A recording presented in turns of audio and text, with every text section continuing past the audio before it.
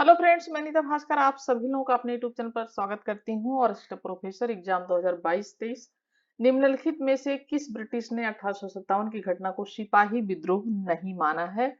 और पहला क्वेश्चन है। आशा करती हूँ वीडियो पसंद आएगी तो लाइक शेयर कमेंट जरूर करेंगे, और चैनल पे नए हैं तो सब्सक्राइब जरूर कर लें, बेल आइकन जरूर प्रेस कर लें, जिससे नई वीडियो की नोटिफिकेशन भी आपको मिलती रहे। और असिस्टेंट प्रोफेसर के जो क्वेश्चन है ये हर एग्जाम में काम आते हैं, नेट के एग्जाम में भी एक आएंगे। और जो मध्यकालीन आधुनिक भारत के भी मैं क्वेश्चन कराऊंगी, वो सभी एग्जाम के लिए वेरी हेल्पफुल है। हिस्ट्री जो पीजीटी टीजीटी से देना चाहते हैं उनके लिए भी वेरी इंपॉर्टेंट वीडियो है। ठीक है, पीसीएसआईएएस के लिए भी है। तो चलिए, फर्स्ट क्वेश्चन, निम्नलिखित में से किस ब्रिटिश ने 1857 की घटना को सिपाही विद्रोह नहीं माना है? चार्ल्स बाल ने, टीआर होम्स ने, जेडब्ल्यू के ने, और आउटरम एवं टेलर ने। आउटरम इस तरीके से नाम रहेगा, और थोड़ा सा इसमें कुछ चीजें नहीं सही से हो पाती हैं। ठीक है, आउटरम ऐसे। ठीक है, आउटरम एवं टेलर ने। और इसका जो राइट ऑप्शन हो जाएगा ऑप्शन डी। ठीक है, तो ऑप्शन डी, आउटरम एवं टेलर ने स्वाधीनता संग्राम को सिपाही विद्रोह इन्होंने नहीं माना है। ठीक है, नेक्स्ट क्वेश्चन है। बाल गंगाधर तिलक को किसने भारतीय असंतोष का जनक कहा है? ठीक है, बहुत इंपॉर्टेंट क्वेश्चन है, रिपीट होता रहता है हर एग्जाम में, और बार बार आता रहता है क्वेश्चन, तो जरूर ध्यान रखें। और वैसे भी ये क्वेश्चन बहुत आसान हो गया है, बार बार पूछने से याद हो जाता है। तो बाल गंगाधर तिलक को किसने भारतीय असंतोष का जनक कहा है? वेलेंटाइन सिरोल ने, मिस्टर रैंड ने, या किंग्सफोर्ड ने, या एम्स हर्ट ने? ठीक है, एम्स हर्ट में भी इसमें इस तरीके से बन के आ रहा है। कुछ शब्द होते हैं कि लैपटॉप में बन नहीं पाता, तो ठीक है, मैं लिख देती हूँ। तो एम हस्ट ऐसे रहेगा। ठीक है, ऐसे बन जाएगा। तो एम हस्ट ने। और इसकी जो राइट ऑप्शन हो जाएगा वेलेंटाइन सिरोल ने कहा था भारतीय असंतोष का जनक बाल गंगाधर तिलक को। जैसा कि ये एंग्लो इंडियन नौकरशाही बाल गंगाधर तिलक को विद्रोही समझती थी, और वेलेंटाइन सिरोल ने उन्हें भारत में अशांति का जन्मदाता कहा था। और तिलक सिरोल पर मानहानि का मुकदमा चलाने के उद्देश्य से इंग्लैंड भी गए थे, और लेकिन वो मुकदमा हार गए थे, किंतु इसका बहुत व्यापक प्रभाव पड़ा था। और वेलेंटाइन सिरोल ने इंडियन अनरेस्ट नामक पुस्तक लिखा था। कौन सी पुस्तक लिखी थी सिरोल ने? ठीक है, ये लिखी थी इंडियन। ठीक है, क्योंकि बुक वगैरह भी पूछ लेता है तो थोड़ा सा जरूर ध्यान दें। Indian unrest. ठीक है, ये बुक है वेलेंटाइन सिरोल की। थर्ड क्वेश्चन है, किसने घोषित किया कि ब्रिटिश भारत को जून 1948 में छोड़ देंगे? लॉर्ड माउंटबेटन ने, लॉर्ड कैनिंग ने, क्लीमेंट एटली ने, विंस्टन चर्चिल ने? और राइट ऑप्शन क्या हो जाएगा इसका? राइट ऑप्शन सी हो जाएगा, क्लीमेंट एटली ने। तो जो ब्रिटेन के तत्काल प्रधानमंत्री थे उस समय थे 1947 के समय, वो थे क्लीमेंट एटली। ठीक है, कभी कभी ये पूछता है कि उस समय ब्रिटेन का प्रधानमंत्री कौन था। तो प्रधानमंत्री क्लीमेंट एटली थे उस समय। और इन्होंने 20 फरवरी 1947 को हाउस ऑफ कॉमन्स में घोषणा करी थी। कभी कभी डेट भी पूछ लेते हैं, तो भी मैं लिख देती हूँ। 20 फरवरी 1947 को इन्होंने कॉमन्स हाउस ऑफ कॉमन्स में घोषणा की थी कि अंग्रेज जून 1948 के पहले ही उत्तरदायी लोगों को सत्ता हस्तांतरित करने के उपरांत छोड़ देंगे। लेकिन ऐसी परिस्थितियां बन गई कि उन्हें पहले ही भारत छोड़ना पड़ा। फोर्थ क्वेश्चन है, 1931 में मंचूरिया को किसने अधिकृत कर लिया था? और राइट ऑप्शन हो जाएगा इसमें रूस, संयुक्त राज्य अमेरिका, इंग्लैंड, जापान में। जापान, डी ऑप्शन राइट हो जाएगा। देखिए, उन वर्ष 1931 में जापान ने मंचूरिया को अधिकृत कर लिया था, अधिकार कर लिया था उस पर।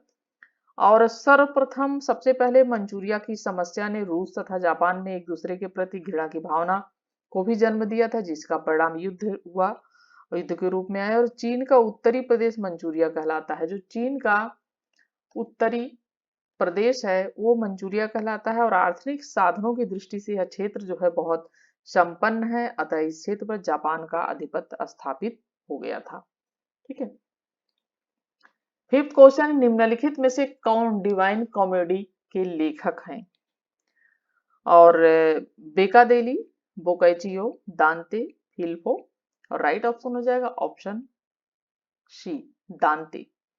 दांते या दांते तो एलिगिरी मध्यकाल के महान इतावली कवि थे ये। ठीक है, इटली के थे ये और कवि थे। और ये वर्जिल के बाद इटली के सबसे महान कवि कहे जाते हैं और ये इटली के राष्ट्र कवि भी रहे हैं। और उनका सुप्रसिद्ध महाकाव्य डिवाइन कॉमेडी अपने ढंग का अनुपम प्रतीक महाकाव्य है। और दांते इटली के सर्वश्रेष्ठ कवि माने जाते हैं, जिनके संबंध में अंग्रेजी कवि सेल ने कहा था, ठीक है, सेल ने कहा था कि दांते का काव्य उस सेतु के समान है जो काल की धारा पर बना है और प्राचीन विश्व को आधुनिक विश्व में मिलाता है। और वास्तव में दांते की यह जो कृति थी डिवाइन कॉमेडी युग का परिवर्तन का एक तरीके से शंख नाद कहा जाता है।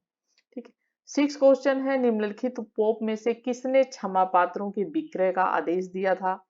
अलेक्जेंडर सिक्स ने, या लियो 10 ने, या गेगरी 13 ने, या जूलियस सेकेंड ने। और इसका जो राइट ऑप्शन हो जाएगा ऑप्शन बी हो जाएगा, लियो 10वें ने, 10 ने। ठीक है, इन्होंने क्षमा पात्रों के विक्रय का आदेश दिया था। ठीक है, सेवंथ क्वेश्चन है, निम्नलिखित में से किसे मानववाद का जनक कहा गया है? पेतार को, रोजर बेकन को, रुडोल्फ एग्रीकोला को, जॉन क्यूरिन को। और राइट ऑप्शन क्या हो जाएगा? ऑप्शन ए हो जाएगा, फ्रांसिस्को पेतार्क हैं ये। और 20 जुलाई, ठीक है, 20 जुलाई 1304 से 1374। ठीक है, तो इन्हें पुनर्जागरण का इतावली कवि थे एक तरीके से, और इन्हें मानववाद का जनक कहा जाता है। फ्रांसिस्को पेतार्को। और सिक्रेटम नामक पुस्तक इनकी प्रसिद्ध रचना है। कौन सी पुस्तक इनकी प्रसिद्ध रचना है? सिक्रेटम, सिक्रेटम। ठीक है, ये इनकी प्रसिद्ध रचना है पेतार्क की। ठीक है, और इन्हें मानववाद का जनक कहा जाता है। 8 क्वेश्चन, निम्नलिखित में से किसने प्रबुद्ध निरंकुशवाद को राजतंत्र के प्रायश्चित का नाम दिया? सी.डी. हेजन, H.A.L. फिशर ने, रॉबर्ट एरगांग ने, लॉर्ड एक्टन ने। और 8 क्वेश्चन का जो राइट ऑप्शन हो जाएगा वो हो जाएगा ऑप्शन डी, लॉर्ड एक्टन। ठीक है, लॉर्ड एक्टन 10 जनवरी 1834 से जून 1902 अंग्रेजी कैथोलिक इतिहासकार, राजनेता और लेखक थे। ठीक है, कब तक? 10 जनवरी से ये 10 जनवरी 1834।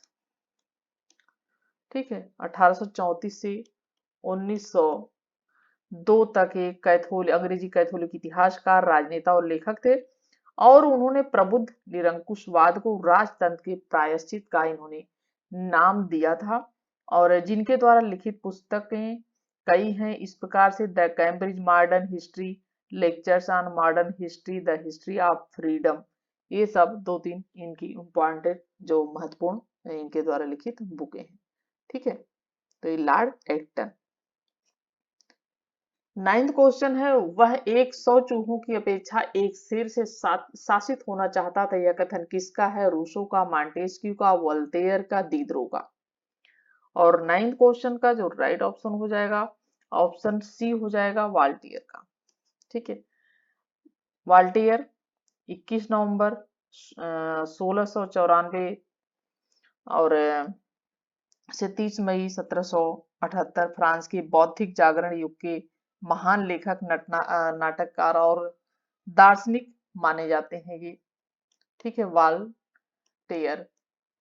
और ठीक है, और अपनी जो इनकी दार्शनिक भावना थी, नागरिक स्वतंत्रता, धर्म की स्वतंत्रता और मुक्त व्यापार के समर्थन के लिए ये जाने जाते हैं।